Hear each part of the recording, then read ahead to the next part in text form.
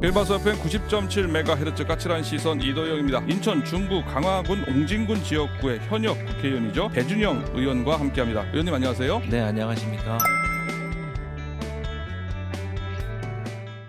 정치 입문 계기와 그리고 또 이번에 재선에 도전하게 되는 출마 결심 배경 설명해 주시겠습니까? 공군 학사장교를 제대하고 첫 직장이 정무장관실이라는 곳이었는데요. 예. 거기가 정부와 국회의 그 가교 역할을 하는 곳이었습니다. 그래서 입법기관의 면모를 보고 입법이나 예산을 세우는 활동을 하는 게 참 보람 있다는 것을 알게 됐고요. 예. 그리고 또 하나는 제가 애관극장 앞에 골목집 출신입니다. 그리고 저희 그 아버지가 내리교회에서 합창단도 하시고 다 그쪽 출신이에요. 예. 그런데 서울에서 학교도 다니고 어느 순간부터인가 인천이 실체라든지 실제로 갖고 있는 그런 역량에 비해서 과소평가되고 예. 그런 면에 대해서 좀 가슴 아프게 생각을 했습니다. 그래서 우리 인천을 좀 발전시키려면은 아무래도 좀 입법가가 돼서 많은 일을 좀 해야 되지 않겠나 이런 각오도 다지게 됐음을 말씀드립니다. 예. 처음부터 정무장관실에서 또 경험을 쌓고 정치에 대한 꿈을 더 키웠다 볼 수가 있겠네요. 네, 그렇습니다. 지금 현역 이제 또 시당위원장직도 하고 계신데요. 지금 아직 예비후보 등록은 언제 하실 계획이고 지금 활동 어떻게 하고 계신지 좀 설명해 주시겠습니까? 네, 예비 후보 등록도 조만간 해야 될 거로 생각을 합니다. 지역의 국회의원으로서 중구, 강화군, 옹진군이 인천 면적의 3분의 2 정도 됩니다. 공약을 실천하고 유권자를 만나는 게 일상의 예. 일이기 때문에 글쎄요, 따로 선거 운동이라고 할 것도 없이 지역 주민들을 모시는 게 그 미래를 위한 활동이라고도 생각을 하고 있습니다. 그래서 며칠 전에는 제가 영종에 사는데 강화도 갔다가 영흥까지 가고 밤 10시쯤 들어와서 자동차에 다닌 거리를 보니까 한 370km 정도 다녔더라고요. 하루 만에요? 네, 만나고 악수하고 한 분들을 대충 추산해 보니까 한 2,000명이 넘고 예. 그래서 그날은 좀 제가 많이 다닌 편이긴 하지만은 예. 그렇게 하고 있고요. 그리고 인천 시당위원장으로서 인천 전체를 총괄하는 문제도 있고 또 하나는 당에서 부족한 저에게 그 전략기획부총장이라는 중임을 맡겨주셔서 예. 제가 총선 기획단으로서 총선의 룰을 정하는 일이라든지 당의 살림이라든지 인사를 제가 총괄하고 있습니다. 그래서 지역은 지역 활동대로, 당은 당의 활동대로, 국회는 국회 활동대로 열심히 하고 있습니다. 아까 의원님 네. 어제 하루 만에 370km를 다녔다고 했잖아요. 그리고 또 지역구가 인천 지역의 3분의 2. 네, 그러면은 좀 궁금한데 한 4년 동안 네. 얼마나 몇 킬로나 달렸을까 진짜 궁금합니다. 그래서 지구 반바퀴 이런 얘기 있잖아요. 그래서 저는 제 차한테 좀 미안하고요. 그리고 저를 도와주는 이 파트너들한테 미안합니다. 왜냐면은 제가 작은 지역구면은 짧은 거리에서 이동하면서 모든 일을 할 텐데 의원실 식구들은 백령도도 가고 영흥도 가고 교동도 가고 다 다니니까 예. 미안하죠. 그렇지만은 그렇게 해야지 주민의 목소리를 저뿐만 아니라 우리 의원실에서 들어서 다 반영할 수 있다고 믿고 고생 좀 시키고 있다는 거에 대해서 이 자리를 통해서 미안하다고 말씀드립니다. 알겠습니다. 예. 또 하나가 이제 당내 경선 또는 이제 상대 후보자의 경쟁에 승산 있냐 이런 질문인데요. 지금 당내 경선 좀 단수 당에 신청하신 것 같으신데 공천 경쟁자는 지금 없는 상황인 거죠? 어떻습니까? 글쎄 저만 국민의힘에서는 공천 신청을 한 걸로 돼 있습니다. 그래서 글쎄 당에서 뽑아줄지는 봐야죠. 아니 지금 네. 인천 시당위원장이고요. 네. 지금 총선 룰을 정하는 전략기획 부총장인데 공천 아무 문제 없는 거 아닙니까? 글쎄 결정되기 전까지는 모르는 겁니다. 알겠습니다. 네. 당내 경선 얘기는 당에서 할 문제고요. 네. 이제 또 상대 후보와에 관한 문제. 네. 지금 국민의힘의 도전자들 전 중구청장을 비롯해서 지금 민주당에서 도전자들이 상당히 많은 것 같아요. 거기서 한 선수가 나오겠지만은 네. 4년 동안 의정 생활도 열심히 하셨고 많은 일도 하셨는데 상대 당 후보와 누가 되든 나의 강점, 승산 뭐가 있다고 보시는지 아니면 자신의 강점 뭐가 있다고 보세요? 네, 그 정치인은 자기 말로 자기가 아무리 훌륭했다고 그래도 소용이 없고요. 예. 사실은 유권자가 알아줘야 되는 예, 겁니다. 그렇죠. 그래서 저는 다행스러운 거는 지난 4년 동안 유권자 한 약속을 충실하게 지켰다라고 저는 생각을 하는데 그렇게 할 수 있었던 이유는 이게 위기가 기회로 바뀌었던 과정이었다고 생각을 합니다. 예. 제가 13개 지역구 중에 혼자 국민의힘 당선자가 됐는데 그러다 그랬죠. 보니까 당 대변인도 되고 원내 부대표도 되고 시당위원장을 하다 보니까 제가 좀 권한이 많아져서 예. 우리 지역구와 인천에 꼭 필요한 일들을 대선 공약에 넣고 예. 지방선거 공약에 넣고 그리고 대통령 후보라든지 시장 후보라든지 이런 분들이 육성으로 얘기한 것을 이제 저희가 2년 뒤에 여당이 됐지 않습니까? 예. 그것을 이렇게 실천할 수 있는 발판이 생겼다는 게 저한테는 오히려 아까 말씀드린 위기가 기회가 됐다 이런 말씀을 드립니다. 그래서 예를 들면은 영종의 그 통행료 무료화 같은 예. 경우도 그렇죠. 정부가 2조 원 넘는 돈을 들여서 민간의 다리를 산 다음에 이게 재구조하는데 그럼 반값밖에 안 되는데 또 인천시장님하고 중구청장님이 다 우리 당이라서 도와줘갖고 이게 무료화가 됐지 않습니까? 뭐 9호선 직결 문제도 잘 예. 아실 텐데요. 그것도 저희가 공약으로 대통령께서 말씀하시고 나중에는 국민의힘 서울시장, 인천시장이 합의해서 비용 분담으로 해결했고 예. 그리고 이번에 GTX D 라인이 이 서부권에 들어와서 굉장히 호재인데 예. 이것 역시 당시 원희룡 장관이 그때 캠프에 있으면서 저희와 협의해서 결론을 내준 거고 그래서 이게 위아래가 좀 맞춰서 하는 과정에서 좀 많은 일들이 이루어졌고 유권자 여러분들이 과거를 되짚어봐서 미래를 평가한다라고 말씀해 주시면은 글쎄요 좀 평가를 해주실 수 있지 않을까 하는 희망을 갖고 예. 있습니다. 그 세 개가 다 공약사항이었어요? 공약이었습니다. 그러니까는 뭐 네네. 결국 다 공약은 다 이행했네요. 인천대교 영종대교 무료화 문제, 네. 9호선 공항철도 직결 문제, 네. 그리고 GTX DYA에서 영종을 GTX가 유치하게 되는 문제든 다 하셨네요. 네, 그래서 영종을 중심으로 사실 좀 말씀을 드렸는데 예. 그 외에 팔부두에 지금 5,000평의 잔디밭이 깔렸지 않습니까? 강화에 서울로 가는 고속도로가 확정되고 그리고 백령 공항이 생기고 정주 지원금이 예. 60% 오르고 다 공약사항이었는데요. 아까 말씀드린 그런 어려운 환경에서 정부 여당과 인천시와 저희가 협력을 해서 낸 결과라고 생각을 합니다. 예. 공약한 이행 내용 그동안에 이제 성과 얘기를 네. 해주신 건데요. 이제 네. 또 재선 도전하시는 거 아니겠습니까? 또 다른 지역 발전, 지역 현안과 연계한 공약 또 발굴하시고 또 마저 마무리해야 되고 추진해야 될 게 있지 않겠습니까? 네, 네. 대표 공약이라든지 좀 소개해 주시겠습니까? 제가 지역이 넓다는 거 말씀드렸죠. 그래서 조금 깁니다.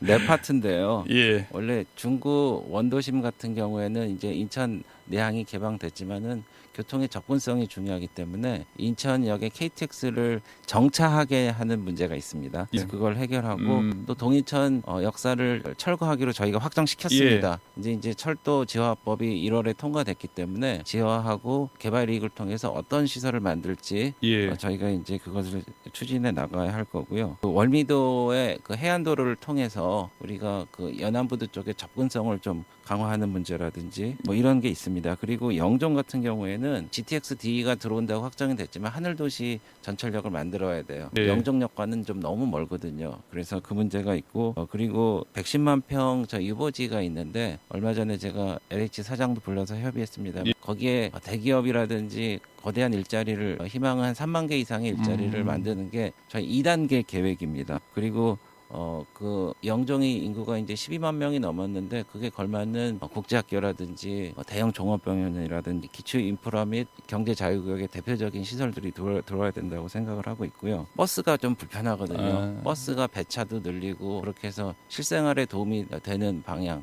그리고 어린이집도 많이 늘리고요. 사실 도시가 커짐에 따라서 덩치만 커지지 그에 따른 내실은 좀 부족한 경우들이 있거든요. 예. 그래서 이번 2기에는 그런 거에 좀 교통 문제는 지난번에 어느 정도 다 해결했으니 그런 거에 좀 초점을 맞추려고 합니다. 강화 같은 경우에는 강화 영종 대교 건설을 하는 게 목표입니다. 그래서 지난번에 대통령 당선인을 모시고 제가 브리핑도 했고 그러려면 이제 경제성이 있어야 되기 때문에 예. 이게 민자가 아니라 정부 예산을 하려고 해도 경제성이 어느 정도 보장이 돼야지 예타가 통과되는 거 아니겠습니까? 그래서 이 강화 남단에 경제 자유구역을 만들어서 일자리를 많이 창출하고 거기에 수요가 있기 때문에 다리를 연결한다. 경제 자유구역을 그냥 하는 게 아니고 기회발전 특구라고 그래서 맞춤형 말하자면 특구를 만들어서 그 지역에서 요구하는 여러 가지 세제라든지 지원을 요청한 법을 얼마 전에 저희가 통과시켰습니다. 그래서 그거에 맞춰 갖고 하게 되면은 영종 강화 고속도로뿐만 아니라 지하철 5호선이 이제 남쪽에서 올라갈 수 있는 지하철 2호선 라인을 한다는 게 목표고요. 옹진군 같은 경우에는 대한민국에 어디로 가나 비용이 비슷해야 됩니다. 근데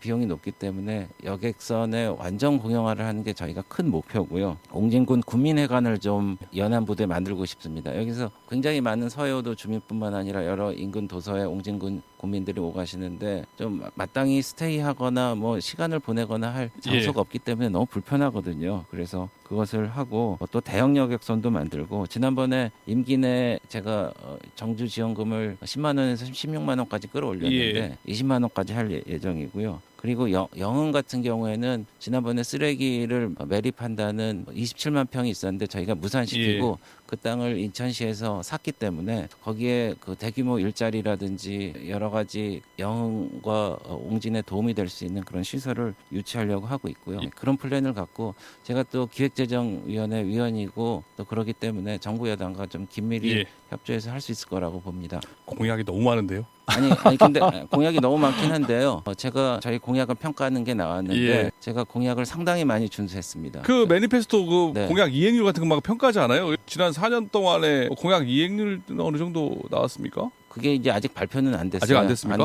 안 되고 아마 이번 주에 발표될 텐데 저희가 발표하기 전까지 제가 말씀을 안 드리는데 제가 상당히 많이 해서 저도 좀 놀랐습니다. 이게 아무래도 지역이 워낙 넓다 보니까 중국, 강화, 옹진 하니까는 이거 공약 기억하고 생각하고 챙기는 것만 해도 보통 일 아니겠습니다. 워낙 지역도 넓고 해야 될 일도 많고 하다 보니까요. 네, 그래서 제가 공약을 이행한 게 저희 사무실에서 예산이라든지 법안이라든지 다 통과된 거를 기준으로 하니까 80개가 넘습니다.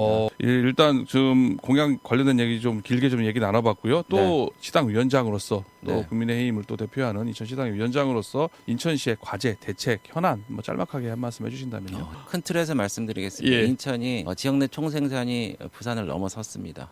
인구도 300만이 넘어갔고 이제 이 커나가는 도시인데 그거에 비해서 내실이 좀 부족한 것 같습니다. 그리고 역의 유출률이라 그래서 특히 서울이나 경기에 출퇴근하는 사람들이 인천에서 돈을 안 써요. 바깥에서 쓴단 말입니다. 그 비율이 17개 시도 중에 세종시 다음이거든요. 그래서 관광이라든지 상업이라든지 이런 시설도 좀 많이 하고 돈을 인천에서 쓸 수 있는 그런 걸 해야 된다. 그러려면은 좋은 일자리를 인천에 그리고 좋은 그런 관광 상업 시설을 인천에 이렇게 갖춰서 상생하는 게 저의 큰 틀에서의 목표입니다.